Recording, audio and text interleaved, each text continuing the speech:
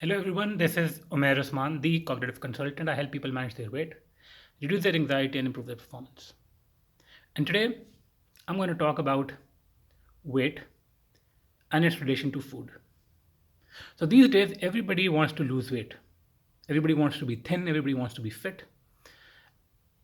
And I know a lot of people say they want to be fit because they want to be healthy, but we all know the truth. A lot of these people online that are looking for magic pill solutions, what they want to do is they want to look better, because the beauty of standards these days is that you have to be thin, you have to be a certain body type. So these people are wanting to look good. A lot of these people online looking for solutions, looking to lose weight, are not doing it to stay healthy and fit. They're doing it because they want to look good. And as we all know, beauty standards change over time, but this is the beauty standard we are in these days. Small waist, very lean bodies. I mean, that is what people are looking for. They want to fit in, they want to be liked, they want people to like their Instagram posts and so on. A lot of these people pursuing weight loss are actually pursuing an aesthetic. We know that. Let me just put it out there. I think that's very important to say out loud. All right. So the question becomes, people who are looking to lose weight, the question becomes, does food have a relation with weight? Does food have a relation with weight loss?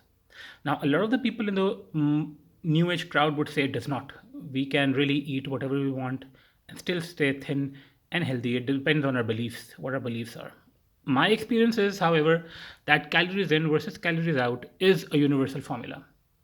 If you are consuming more energy than you're expending, you're going to gain weight, and vice versa.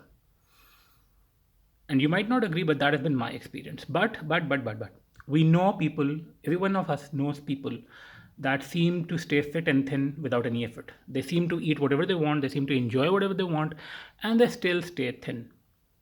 Now, how does that happen?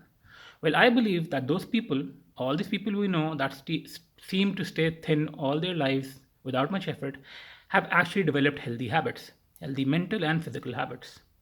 They exercise, or they're very active. They know what to eat and how much to eat. They have developed a habit of not eating too much or eating the right things. They're mindful and conscious of what they eat. And it's such a part of them, part of their habits, that even they do not realize it much.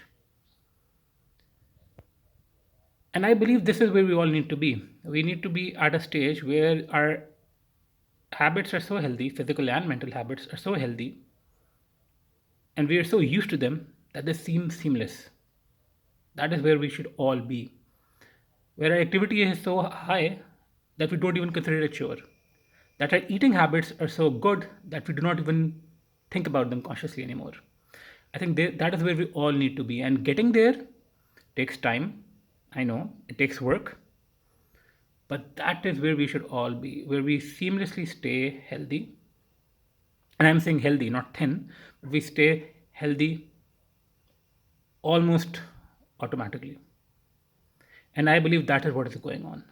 Food does have a connection with our weight, our health, and so does our habits. It's not just about beliefs. All we need to do is to be at a place where these habits are so automatic, they're so normal for us that we do not even consider them anymore. I think that's enough for today. This is Umair Usman, the cognitive consultant, and I will see you next time.